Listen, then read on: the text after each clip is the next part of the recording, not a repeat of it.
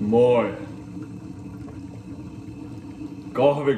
Kahvin juomisessahan ei oo niinku pelkästään se, että juodaan sitä kahvia.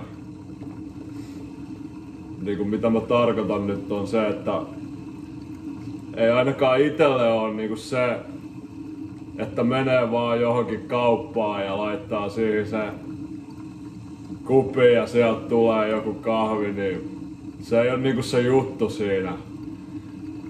Vaan se juttu on se, että kun sä ite näet ne kahvipurut ja sä haistat niitä kahvipuruja ja laitat ne sinne suodatin pussiin ja se on se koko prosessi ja se intohimo siihen tekemiseen, joka niinku sitten tuottaa sen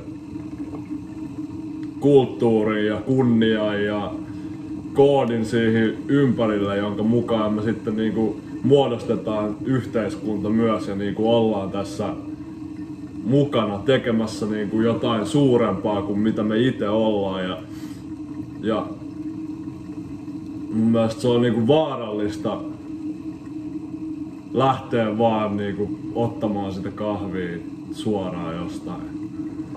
Et kyllä se prosessi pitää aina pitää mielessä. Ja toiseksi ei pidä niinku passivoitua ihmisenä, kansalaisena.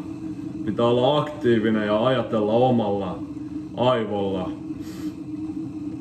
Ei pidä ikinä niinku antaa sitä omaa päättelykykyä pois jollekin auktoriteetille tai koneelle tai millä ikinä. No niin, katsotaan se.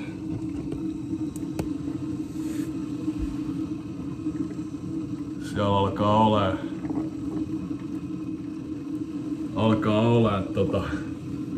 tavaraa.